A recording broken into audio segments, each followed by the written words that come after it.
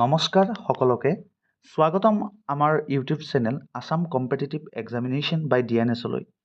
আজিৰ ভিডিঅ'টোত আমি জনাম আপোনালোকক APDCLৰ পোষ্ট মুকলি হৈছে। অসম লোকসেৱা আয়োগৰ ফালৰ পৰা কণ্ডাক্ট কৰিছে। গতিকে ভিডিঅ'টো প্ৰথমৰ পৰা শেষলৈ চাব। যদি ভিডিঅ'টো ভাল পায় দেন প্লিজ ছাবস্ক্ৰাইব কৰিবলৈ নাপাহৰিব। তেন্তে আহক পলম নকৰি আমি ভিডিঅ'টো ষ্টাৰ্ট কৰোঁ। অসম লোকসেৱা আয়োগ, Assam Public Service Commission. Assam Public Service Commission invites application from Indian citizens as defined in Articles 5 to 8 of the Constitution of India for the under-mentioned posts under Assam government in the scale of pay as indicated below and carrying usual allowances as admissible under rules of the government of Assam. যিটো post আছে name of the পোষ্টটো হৈছে assistant accounts officer AAO class 3 post of Assam power distribution company limited এপিডিচিএলৰ post হয়। Number of post আছে total 69। Reservation post open কেটেগৰীত কিমান আছে চাম আমি। অপেন কেটেগৰীত আছে 36 আৰু RFW মানে ৰিজাৰ্ভেশ্যন ফৰ উইমেনৰ কাৰণে আছে 13। ৰিজাৰ্ভ ফৰ OBC আৰু OBC আৰু MOBCৰ কাৰণে আছে 13 পোষ্ট আৰু তাৰে ভিতৰত ফিমেলৰ কাৰণে আছে 4 পোষ্ট 4টা। Reserve for the tribes and আদিবাসীবিলাকৰ কাৰণে আছে 6টা পোষ্ট আছে 6 পোষ্ট, তাৰে পৰা এটা আছে উইমেনৰ কাৰণে। ৰিজাৰ্ভ ফৰ SC চিডিউল কাষ্টৰ কাৰণে আছে 6টা, তাৰে পৰা এটা আছে উইমেনৰ কাৰণে। ৰিজাৰ্ভ ফৰ STPৰ কাৰণে আছে 5টা পোষ্ট, তাৰে পৰা এটা আছে উইমেনৰ কাৰণে। ৰিজাৰ্ভ ফৰ ST হিলছ STHৰ তাৰে আছে 3টা, গোটেই 3টা আছে, চবৰ কাৰণে আছে এইটো। গ্ৰেণ্ড টোটেল 69 পোষ্ট আছে আৰু টোটেলত 20 পোষ্ট উইমেনৰ কাৰণে আছে, ঠিক আছে। আৰু আছে post reserve for PWBD and type of disability physically যিবিলাক হেণ্ডিকেপ হয় তেওঁলোকৰ কাৰণে 4টা পোষ্ট আছে। Total post reserve for ex ছাৰ্ভিচমেনসকলেও মানে সুবিধা পাব ইয়াতে, তেওঁলোকৰ বাবে 4টা পোষ্ট আছে ইয়াতে। তো এইবাৰ আহোঁ আমি স্কেল অফ পে। ইয়াৰ যিটো স্কেল অফ পে হয়, pay scale plus grade pay plus other allowances মানে হৈছে ইয়াত এইবিলাক থাকিব যে মেডিকেল থাকিব, ছাপ'জ মেডিকেলত 600 টকা পায় সেইটো থাকিব ইয়াত। তাৰপিছত দিয়ে ইয়াত এড হৈ আছে, হাউচ ৰেণ্ট যিটো HR আছে HR ইয়াত এড হৈ থাকিব। তো ইয়াত পে স্কেল আছে 25,000ৰ পৰা 92,000লৈ আৰু গ্ৰেড পে আছে 11,000, পে বেণ্ড 3 আছে। তো ইয়াত যিটো পে স্কেল আছে 25,000 আৰু ইয়াত গ্ৰেড পে আছে 11,000, ইয়াত টোটেল মিলি চেলাৰী ষ্টাৰ্টিংটো হ'ব 57,000 ছামথিঙৰ পৰা ষ্টাৰ্টিং হ'ব টোটেল মিলি কিনে। কাৰণ কিয় ইয়াত যিটো পে স্কেল যিটো বেচিক পে আছে 25,000 এইটো ষ্টাৰ্টিং হয় আৰু গ্ৰেড পেটো এইটো চেঞ্জ নহয় কেতিয়াও, এইটো 11,000তে থাকিব। তো গোটেইখিনি মিলি কিনে টোটেল যিটো আদাৰ এলাৱেঞ্চেছ আছে গোটেই প্লাছ কৰি কিনে এপ্ৰক্স 57,000 ছামথিং হ'ব, ঠিক আছে। তো আমি এইবাৰ আহোঁ আমি পিছত এলিজিবিলিটি ক্ৰাইটেৰিয়া। ইয়াত কি এলিজিবিলিটি লাগিব এইটো কৰিবৰ কাৰণে। এলিজিবিলিটি ক্ৰাইটেৰিয়াত আছে the candidate must be an Indian citizen as defined in Article 5 to 8 of the Constitution of India and must be a permanent resident of Assam and should have proficiency in Assamese local language. As a domicile proof of the candidate, she must upload a copy of the valid permanent resident certificate issued in Assam for educational purpose. Employment exchange registration certificate will be treated as proof of residency. এইটোতো common, এইটো চবৰ কাৰণে ঠিক আছে, চব চাকৰিতে এইটো একে থাকে।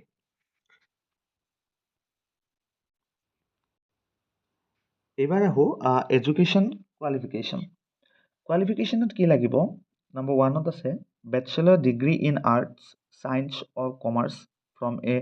recognized university with minimum 55% marks or its equivalent in BCom in aggregate or 55% marks in honors major subject BCom or minimum 55% aggregate marks or its equivalent for arts or science graduate having mathematics or statistics as one of the subject or 55% marks or each equivalent in mathematics statistics as honors BA BSc মানে ইয়াত এইটো কথা কৈছে যে মানে যিসকল আৰ্টছত হয় তেওঁলোকে কৰিব পাৰিব ঠিক আছে কিন্তু সাবজেক্টৰ ক্ষেত্ৰত অলপমান অসুবিধা আছে কাৰণ কো সাবজেক্ট mathematics লাগিব statistics লাগিব তো এইবিলাক সাবজেক্ট ধৰি দিছে yes গতিকে মানে এইটো সকলোৱে চাই ল'ব number 2 ত আছে for departmental candidates and those belonging to the scheduled tribe minimum qualification marks in a bachelor degree is 50% জেনেৰেলৰ কাৰণে 55 লাগিব আৰু যিবিলাক ST SC আছে ৰিজাৰ্ভেশ্যন আছে তেওঁলোকৰ কাৰণে 50% লাগিব এবাৰ আহত number 3 possesses proficiency in computer application and having diploma certificate in computer application with minimum duration of 3 months এটো বহুত গুৰুত্বপূৰ্ণ নাম্বাৰ 3 পইণ্টটো চাই ল'ব আপোনালোকে 3 মান্থ মিনিমাম লাগিব যেটো 3 মান্থৰ সাৰ্টিফিকেট লাগিব কম্পিউটাৰ সাৰ্টিফিকেট 3 মান্থৰ লাগিব এটো গুৰুত্ব সহকাৰে আপোনালোকে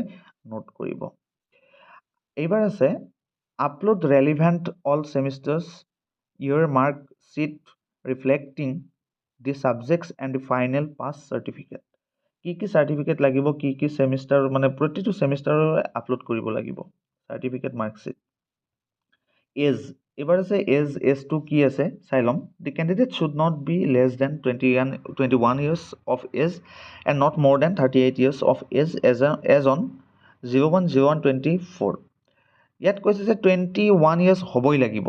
ঠিক আছে আৰু কিমানৰ পৰা হ'ব লাগিব কিমানলৈকে যে 1 তাৰিখলৈকে মিনিমাম জানুৱাৰীৰ 2024 চনৰ জানুৱাৰীৰ 1 তাৰিখলৈকে 21 বছৰ হ'ব লাগিব 21 years হ'ব লাগিব নাম্বাৰ 1 ত দিয়া আছে by 5 years for SC ST candidate SC ST ক্যান্ডিডেটৰ কাৰণে 5 বছৰ ৰিলেক্সেশন থাকিব তাত 43 years লৈকে এনে আমি নৰমালি 38 years লৈকে আনৰিজাৰ্ভ বিলাকে কৰিব পাৰে আৰু ৰিজাৰ্ভেশন বিলাকৰ কাৰণে ST SC OBC কাৰণে অলপ হুকিয়া হয় সময়টো হুকিয়া হয় যেনেকৈ 5 বছৰ ৰিলেক্সেশন আছে SC ST ৰ কাৰণে 43 years লৈকে চাকৰি কৰিব পাৰিব এবাৰ number 2 by 3 years for OBC MOBC candidates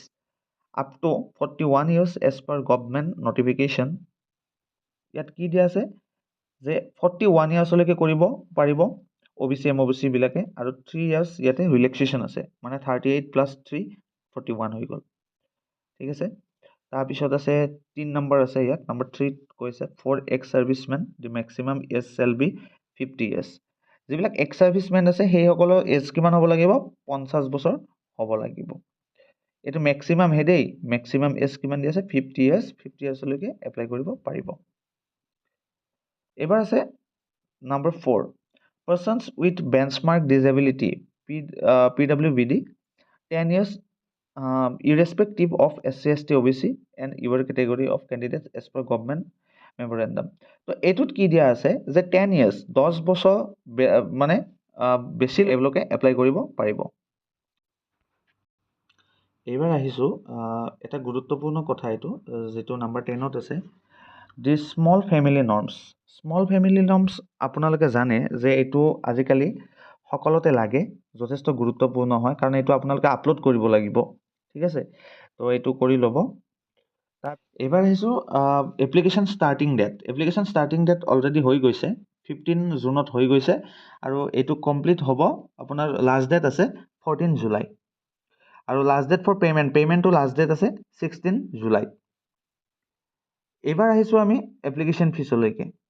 application ফিছটো কি আছে চাই লম আমি জেনেৰেলৰ কাৰণে টোটাল 297.20 rupees ওকে আৰু যিসকল ৰিজাৰ্ভেশন আছে SC ST OBC MOBC সেই সকলৰ কাৰণে 197 rupees 197.20 BPL যিসকল BPL কাৰ্ড আছে যিসকলৰ আছে তেওঁলোকে পাৰিব 47.20 rupees আৰু PWBD যিসকল আছে মানে ফিজিক্যালি হ্যান্ডিক্যাপ তেওঁলোকে 47.20 rupees তেওঁলোকৰ হ'ব এইবাৰ আহিছো হাউ টু এপ্লাই ইয়াত আপোনালোকে APSC যেটো ওয়েবসাইট আছে ওয়েবসাইটত গলে আপোনালোকে এপ্লাই কৰিব পাৰিব হেতু ওয়েবসাইটতে হ'ব তাৰপিছত ইয়াত যিখিনি দিয়া আছে ঠিক আছে আপোনালোকে গোটেইখিনি চাই লওক কি লাগিব ইয়াত ভেৰিফিকেশ্যনৰ কথা আছে ডকুমেণ্ট ভেৰিফিকেশ্যন আছে তাৰপিছত ফটো ইয়াত গোটেই বস্তুখিনি আপলোড কৰিব লাগিব স্কেন কৰি কিনে আপলোড কৰিব লাগিব গতিকে কিমান কি লাগে গোটেইখিনি আপোনালোকে চাই লওক ঠিক আছে গতিকে হাতত যিহেতু সময় নাই গতিকে আপোনালোকে যিমান সোনকাল পাৰে খুব সোনকালে আপোনালোকে এপ্লাই কৰিবলৈ চেষ্টা কৰক গতিকে আজিৰ ভিডিঅ'টো ইমানেই আছিলে গতিকে যদি আপোনালোকৰ ভাল লাগিছে তেতিয়াহ'লে আপোনালোকে ছাবস্ক্ৰাইব কৰিবলৈ নাপাহৰিব আৰু শ্বেয়াৰ কৰিব থেংক ইউ